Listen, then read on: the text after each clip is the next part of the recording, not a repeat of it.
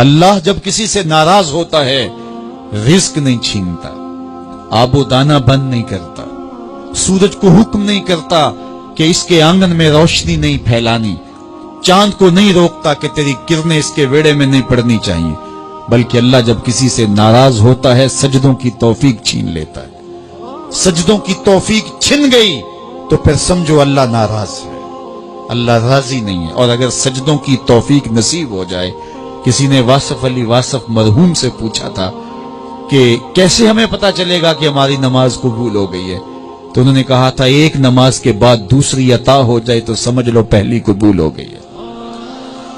تو نمازوں کا نصیب ہونا یہ اللہ کی رضا اور اللہ کی خوشنودی کی دلیل ہے، اور سجدوں کی توفیق کا چھن جانا یہ اللہ کی ناراضگی کی دلیل ہے۔ میں اور آپ دیکھیں کہ ہم کہاں کھڑے۔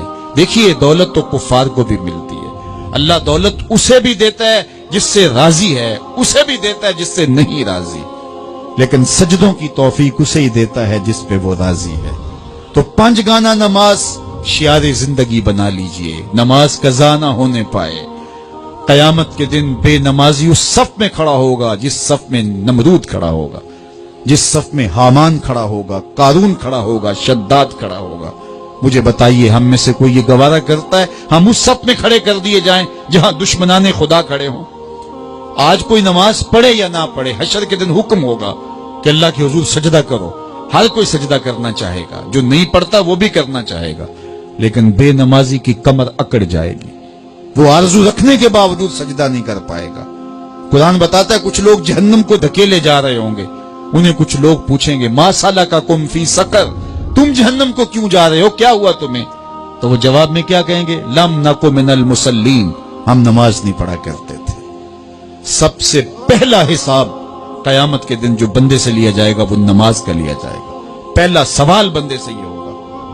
یا چڑیاں بھی رب کی تسبیح بولیں اور اشرف المخلوقات سویا رہے، جب صبح کا وقت ہوتا ہے حشرات الارض بھی بلوں سے نکل کے رب کی تقدیس کے ترانے پڑھ رہے ہوتے ہیں، درختوں کی شاخوں پہ چڑیاں پرندے وہ بھی اللہ کی تقدیس کے ترانے پڑھ رہے ہوتے ہیں، حشرات الارض بھی اس کی تقدیس کے گیت گا رہے ہوتے ہیں، اور اشرف المخلوقات خراٹے لے رہا ہو، اس سے بڑی بد نصیبی کیا ہو سکتی ہے؟ آئیے 5 گانا نماز شعار زندگی بنا لے۔ اس مجلس میں اگر کوئی بے نمازی ہے تو آج عزم مصمم کر کے یہاں سے لوٹے کہ آج کے بعد نماز نہیں چھوڑوں گا، اور اگر آپ 5 گانا نماز کی عادت رکھتے ہیں تو آپ کو مبارک ہو، لیکن یہ عزم کر کے جائیے اپنے گھروں میں، اپنے اعزاء و اقرباء اور اپنے دوستوں میں اس زور سے تلقین اور تاکید کریں گے نماز کی کہ وہ پکے نمازی بن جائیں گے۔ بندہ بندگی سے سجتا ہے، زندگی آمد برائے بندگی، زندگی بے بندگی شرمندگی۔ اگر زندگی میں بندگی نہیں تو زندگی کے پلے ہے کیا؟ علماء نے لکھا ہے کہ یہ سارے درخت حالت قیام میں ہیں، چوپائے حالت رکوع میں ہیں، مینڈک تشہد میں ہیں، اور حشرات الارض سجدے میں ہیں، اور انسان اشرف المخلوقات ہے۔ اس کی عبادت میں درختوں کا قیام بھی رکھا گیا، اور رکوع بھی رکھے گئے، اور سجدے بھی رکھے گئے، اور قعدے بھی رکھے گئے، اس لیے تاکہ اس کی عبادت تمام مخلوقات کی عبادات کی جامع بن جائے۔ لیکن اس کے باوجود اللہ کے حضور سجدہ ریز ہونا پسند نہ کرے تو بتائیے کیسے رحمتیں اس کے اوپر اتریں گی؟ خوش نصیب